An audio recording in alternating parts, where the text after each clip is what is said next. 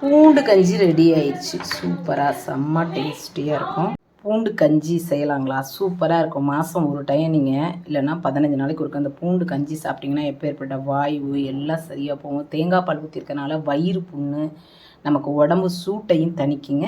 வாங்க இது எப்படி செய்யலான்னு பார்க்கலாம். அதுக்கு முன்னாடி நம்ம சேனலை சப்ஸ்கிரைப் பண்ணிக்கோங்க. ஒரு கப் எடுத்துருக்கிறேன். நம்ம இன்றைக்கி வந்து பூண்டு கஞ்சி தான் வைக்க போகிறோம். 3 பங்கு பூண்டு, ஒரு 100 கிராம் பூண்டு உரிச்சு, தேங்காய் பால் எடுத்துக்கலாம். இப்போ தேங்காய் பால் நல்லா அரிசியெல்லாம் வெந்ததுக்கப்புறம் பூண்டோட மிங்கிள் ஆனதுக்கப்புறமா இறக்கி வச்சுட்டு இன்னொரு கப்பு ஊற்றிக்கலாம். இதில் உப்புலாம் போட்டுக்கலாம். அதிலே உப்பு போட்டு உங்களுக்கு வேணும்னா நல்லா ஒரு பிடிச்ச முருங்கைக்கீரை, நல்லா பிஞ்சு கீரையாக நீங்கள் போட்டிங்க அப்படின்னா ரொம்ப நல்லது, உடம்புக்கு அவ்வளோ ஆரோக்கியம். எங்கள் வீட்டில் இருக்கிறதுங்கெல்லாம் யாருமே முருங்கைக்கீரை விரும்புறதில்ல, விட்டுட்டேன். முருங்கைக்கீரை பார்த்திங்கன்னா நம்ம உடம்புல உள்ள வேஸ்டேஜு, நீர், தேவையில்லாத நீர், கெட்ட நீரெல்லாம் வெளியில் தள்ளுங்க. ஆனால் எங்கள் வீட்டிலலாம் அதை அருவறுப்பு மாதிரி பார்க்குறாங்க. நான் சொல்லியும் பார்த்தாலும் கேட்குற மாதிரி ஐடியா இல்லை. அதனால் நான் போடலை. நீங்கள் வந்து கண்டிப்பாக சேர்த்துக்கோங்க. யாருக்காவது வேணும்னா நீங்கள் சேர்த்துக்கோங்க. ஏன்னா நம்ம வீட்டில் இல்லை, எங்கேயுமே நல்லது சொன்னால் யாருமே ஏற்றுக்கிறதில்ல.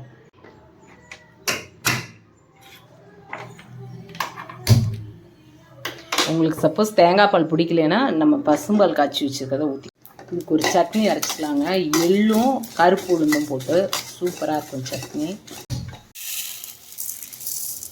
கருப்பு உளுந்து சட்னி கொஞ்சமாக போட்டு, கருப்பு உளுந்து, கடலைப்பருப்பு, எள்ளு, தேங்காய், புளி, பெருங்காயம், உப்பு. இப்படி சாதம் மாதிரி வந்துடுச்சு. பூண்டெல்லாம் நல்லா வெந்திருக்குது. இப்போ வந்து நம்ம தேங்காய் பால் ஊற்றிக்கலாம். இந்த ஸ்டேஜில் உப்பெல்லாம் போட்டு செக் பண்ணிக்கோங்க. நம்ம ரொம்ப தேங்காய் பால் ஊற்றினோம்னாலும் வெளியில் வந்துடும். அதனால் 2ஆக பிரித்து நான் ஊற்றிக்கிறேன். பூண்டெல்லாம் பாருங்கள் நல்லா அழகாக வெந்திருக்கு. ரொம்ப மசிக்காதீங்க, நல்லா இருக்காது குடிக்கிறதுக்கு. இருக்கிற தேங்காய் பாலெல்லாம் ஊற்றிடுறேன். பால் கஞ்சி ரெடி ஆயிடுச்சு. பூண்டு கஞ்சி வந்து எள்ளும் இதான் போட்டு துவையல் சூப்பராக இருக்கும்.